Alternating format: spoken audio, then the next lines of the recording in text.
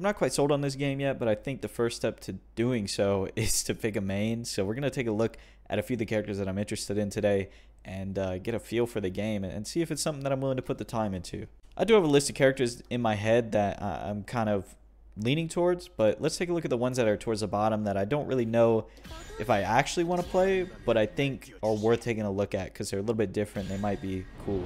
Now, I'm not the biggest fan of playing puppet characters, but in a game like this, I was just curious how this character functioned, right? Because it's a very simplified game if you don't know. Let's take a look at the controls.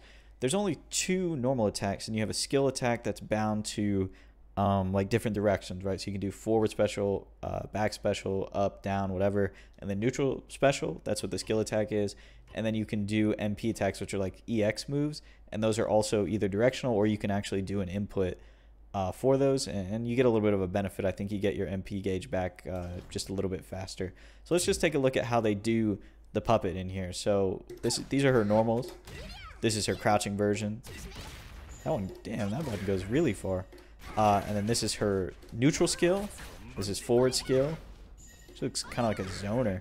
This is her back skill. It sends out a little puppet guy. Down skill looks like a huge anti-air.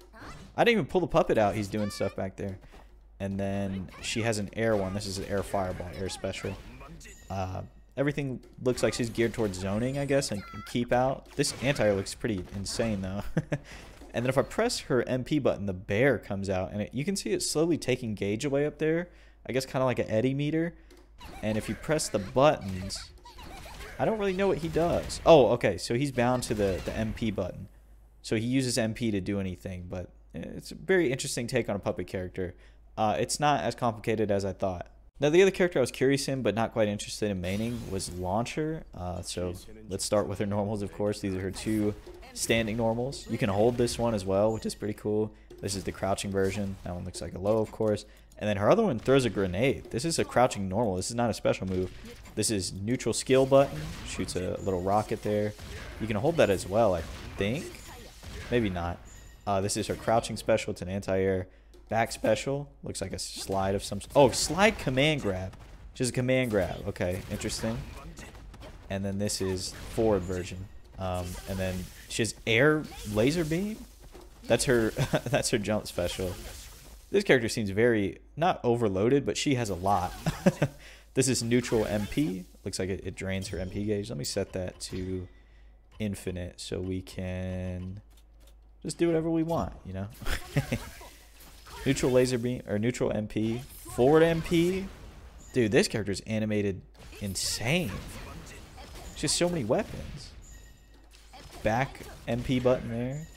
Down MP button looks like a DP of some sort. Of course, you can do the normal inputs with the MP moves as well. So if you do DP motion, you'll get a DP. It recovers your MP faster. All those you can do on like the different normal inputs, right? So that was quarter circle forward MP button, quarter circle back.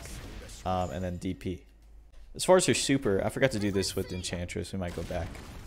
It's bound to a button, and you have to be in Awakening mode. I put the character in Awakening mode through the training mode settings. I don't know how you normally get into that. It might be a health thing. You might, like, I don't know, activate it. I just launched this game. I have no idea what I'm doing.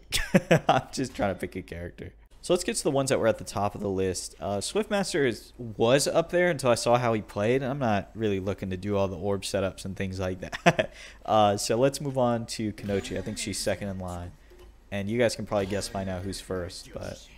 So let's get started with her normals. This is standing. Of course, these chain in. The first normal, it seems like on most characters, if not all, chains into itself. You can press it twice. This is the other standing normal. This one's special cancelable. And then this is the crouch version of it. Looks like it knocks down, kind of like a sweep effect there. And then this is the first crouch normal. Does it chain into itself? Oh yeah, it chains into itself. That's pretty cool. This is neutral special. This is jump special. Throws a kunai like a buki. The thing about it, you can do it forwards, backwards, neutral. You can do it everywhere. This is back special. It's like a teleports you above them. Forward special throws the kunais in front of you. Down special is a DP. This is her neutral MP. Shoots a little fireball. You can hold this, and it does more damage and lasts longer. That's really cool. Forward MP move is a little fire tornado. She probably has some crazy mix-up you can do with this stuff. Down MP, air fireball type deal here. And then the back one puts out the toad, which the toad looks really cool. I wonder if you can hold it. Oh, it looks like you can hold it. Maybe it drops right on top of him. Might last longer or something. I'm not quite sure. And then her air MP move is like charged up shurikens there. It's just like the kunais, but maybe you can do... Now I'm kind of getting off topic, but... Oh, I thought maybe you could do the kunai into it and then kind of do like a crazy combo from the air. You're probably not surprised by this pick, but the character that am thinking about playing the most, if I end up playing this game at all, like, you know, into the future, is Striker. So let's take a look at her normals.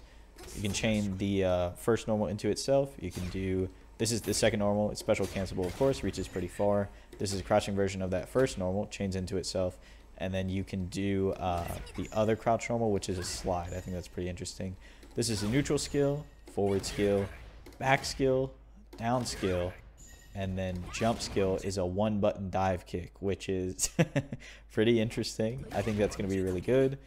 This is her neutral MP button, kind of a little 3-hit combo there. Forward MP, back MP, a little 1-inch punch. Down MP is her DP. Of course, you can do the, like I said, you can do the commands. And then up is like a air tatsu type deal, right? You can do it at different heights. As far as her super, we'll just take a look at it. Again, all these supers are on a single button, and I think you might get one of them per round, I think. I think you get it once per round, because this is a long cutscene to sit through multiple times. So yeah, that's kind of my thought process. I think Launcher is the one that surprised me the most. She is actually really cool. I usually don't like that archetype of kind of a zoner with a bunch of different tools, but she seems really cool. Striker, of course, just feels very satisfying to get hits. So that's where my head's at. Let me know who you're maining down in the comments below, or if you're playing this game at all. Like I said, I'm not quite sold on it yet. I have to give it some time and play it for a little bit, maybe give it a week or so, and see if I don't end up back on Street Fighter 5. Let me know if you want to see me play this game in the future, and I hope you enjoyed this video. Please consider subscribing.